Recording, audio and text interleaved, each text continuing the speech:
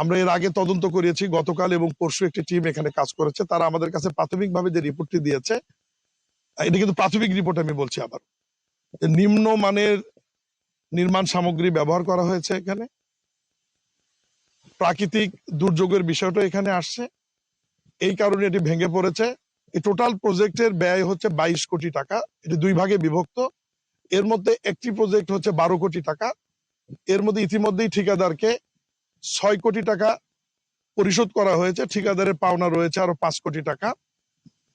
আমরা আজকে আমার নেতৃত্বে যে টিম মাননীয় প্রধানমন্ত্রী জনাব তারেক রহমান এখানে পাঠিয়েছেন, আমরা প্রাথমিকভাবে সিদ্ধান্ত নিয়েছি। আমাদের সিদ্ধান্ত অনুযায়ী এই প্রজেক্টের কাজের দেখভালের দায়িত্ব যিনি ছিলেন, এই জোনের নির্বাহী প্রকৌশলী শামসুর রহমান এবং পিডি হারুনুর রশিদকে আমরা সাময়িকভাবে বরখাস্ত সিদ্ধান্ত নিয়েছি, যে তারা সাময়িকভাবে বরখাস্ত থাকবে।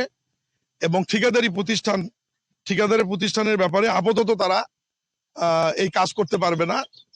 তাদের ব্যাপারে কালো তালিকা ভুক্তি বা অন্যান্য যে বিষয়গুলো আছে, সে বিষয়ে আমরা পদক্ষেপ নিব। আমরা একটা তদন্ত কমিটি আজকে করার সিদ্ধান্ত নিয়েছি। এখানে আমি উল্লেখ করতে চাই যে সাধারণত বাংলাদেশে যে কোনো ঘটনা ঘটলেই বিগত সরকারি সময়গুলোতে আপনারা দেখেছেন যে তদন্ত কমিটি হওয়ার পর আলোর মুখ দেখে না, কমিটি পর্যন্তই শেষ হয়। কিন্তু এইবার আলোর মুখ দেখবে। ইতিমধ্যে আমরা ঘটনাস্থলে কিন্তু সিদ্ধান্ত দিয়ে দিয়েছি আপনাদেরকে। আমরা বলেছি যে প্রাথমিক কি ঘটনা ঘটেছে, 2 জন কর্মকর্তাকে আমরা বরখাস্ত করেছি সাময়িকভাবে।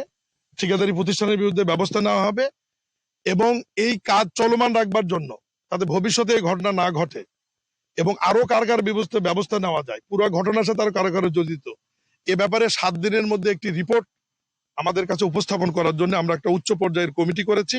এই কমিটির প্রধান থাকবে আমাদের স্থানীয় সরকার মন্ত্রণালয়ের অতিরিক্ত সচিব আকনারুর রহমান কনভেনার।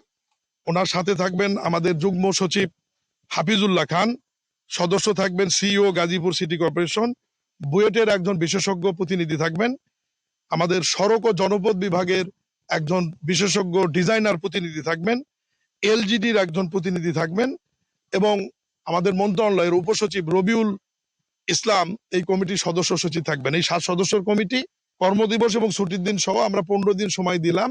এই 15 দিনের মধ্যে রিপোর্ট পাওয়ার সাথে সাথে আমরা পরবর্তীতে এই রাস্তার কাজটা যেন আবার করা যায় এবং আরো কারা জড়িত তাদের বিরুদ্ধে আর কি ব্যবস্থা নেওয়া যায় আমরা আপনাদের সামনে আবার জানিয়ে দেব।